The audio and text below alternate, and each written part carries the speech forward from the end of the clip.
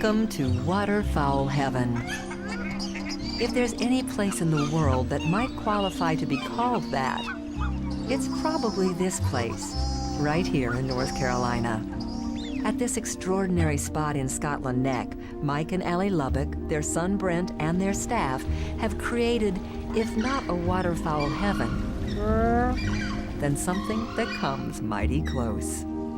This facility is set up for the public to be able to learn more about the waterfowl found throughout the world, and other birds too. We have about 1,000 birds, 170 species, mainly waterfowl, which is ducks, geese, and swans. We are the largest collection of waterfowl for view to the public. There might be other collections around the world, but there's nothing this size or magnitude that the public can view. It's a dream come true for the husband and wife team who came here from England some 20 years ago and declared this area perfect. The temperature was right, the winters were not harsh, and everything about it. It's a farming community, and basically I was farming waterfowl at the time. We worked with the United States when we were based in England a lot, with particularly SeaWorld and a lot of the other zoos, Bronx Zoo and such. And they were really that introduced me to the North Carolina Zoo, and then the Zoo Society of North Carolina Zoo partnership with us, really. And if it hadn't been for them, we couldn't put this together. They obviously wanted my birds because I was bringing birds in from Europe, which they didn't have over here. But it's been really wonderful to have a reverse situation here. We're helping supply them with most of the waterfowl in all of the zoos in the United States. It's an 07 bird, and it was reared at Sylvan Heights Waterfowl.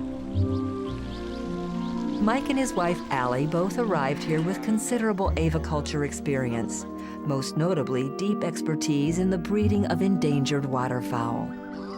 Our breeding center is very different from what the public see over here, which we actually don't take the public. We take members and we have to escort them. It's designed for breeding birds and not for walking around. Yeah. The other name for them is zebra duck because of the stripes on them. Here's one fascinating example of their work, a baby Eurasian eagle owl which has fallen from its nest. This little fellow isn't as tiny as he looks. And it isn't quite as simple as you might think, restoring him to his mama.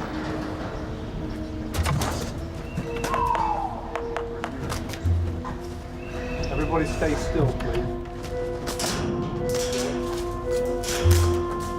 All's well that ends well.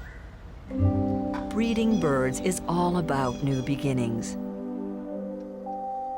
which starts, of course, with an egg.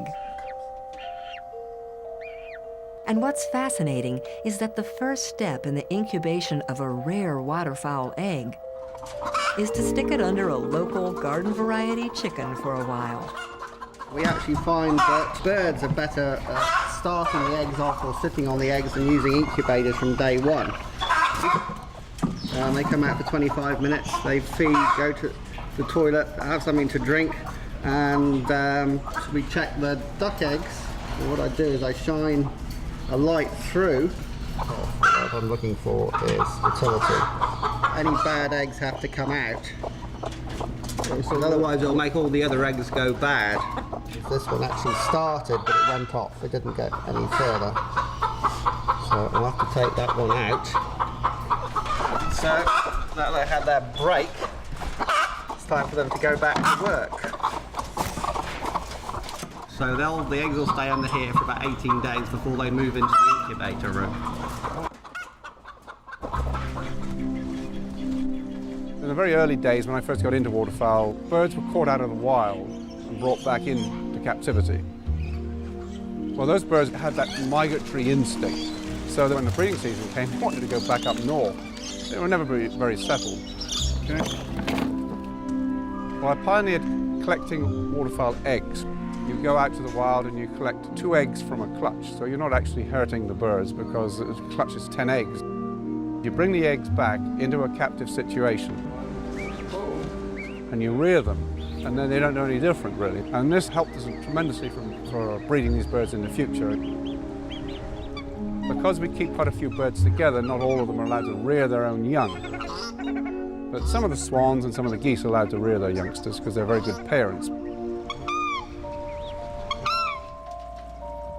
This is what a black swan looks like when it gets a little older. She and the intern are in training. Mostly I take her swimming. I spend at least 4 hours a day with her. That way she'll get used to people, not only me.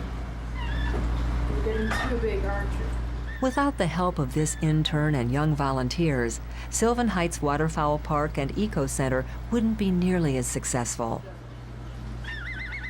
Just volunteers from other countries that just want to come and learn about the waterfowl. We're unbelievably dependent on them. But it's also about the future, especially endangered species and vanishing habitat. This is the white-winged wood duck. It's probably one of the rarest ducks in the world. There are only about 200 left in the wild, and they come from Sumatra, Vietnam they used to be in. The habitat has been their problem, and obviously in Vietnam with all the Agent Orange during the Vietnam War. But we've been breeding them now for several years, and what I do with these birds is loan them out to zoos and private collections so that we can bring those birds back here, give them the time. When we find a place we can put them back, that's what we're going to do.